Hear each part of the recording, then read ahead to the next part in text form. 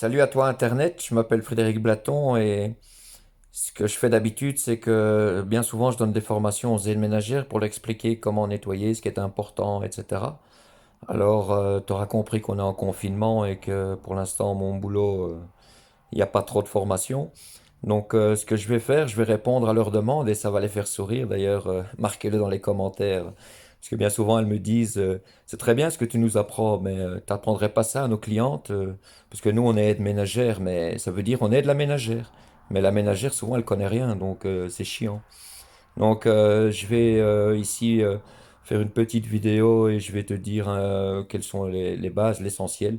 Et je reviendrai, s'il y a un intérêt, je reviendrai sur quelques éléments. Bon, ben, d'abord, on est face ici à ce qu'on appelle une salissure microbiologique. Un virus, c'est tout petit.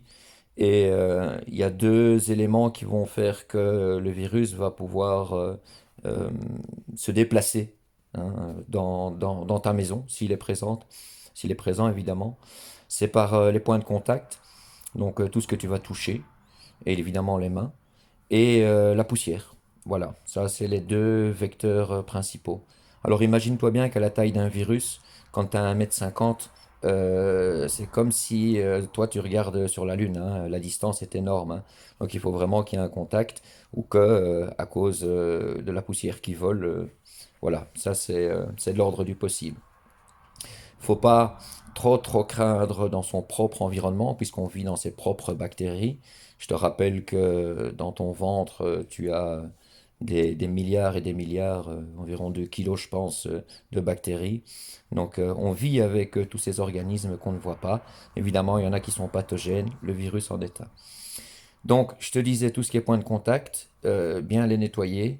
Si tu as de la microfibre, tant mieux. Plie-la, donc tu la plies. Je ferai, tu peux retrouver d'ailleurs ça sur une de mes vidéos, comment plier sa lavette pour être sûr d'avoir une surface toujours propre, et change de surface sur chaque point de contact que tu vas travailler.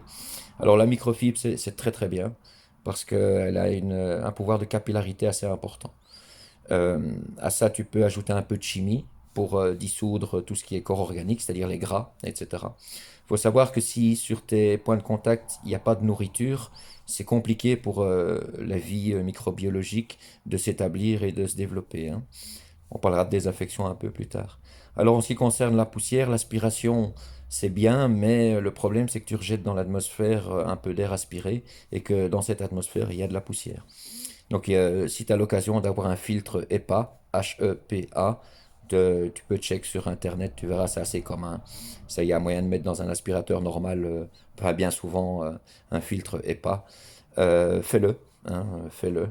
Et puis, voilà, je vais voir un peu comment le feedback de ce truc-là, voir si c'est intéressant que j'ouvre ma bouche de formateur, hein, mais puisqu'on est, euh, puisqu'on est tous à la même enseigne, autant essayer de faire vivre notre phrase nationale qui est l'union fait la force. Donc, moi, je suis à ta disposition si tu as des questions par rapport à l'hygiène, la propreté. Alors, je sais pas tout, hein, évidemment, je sais pas tout, mais j'en sais quand même quelques bribes. Voilà, à plus et au plaisir de te lire ou de communiquer avec toi. Ciao.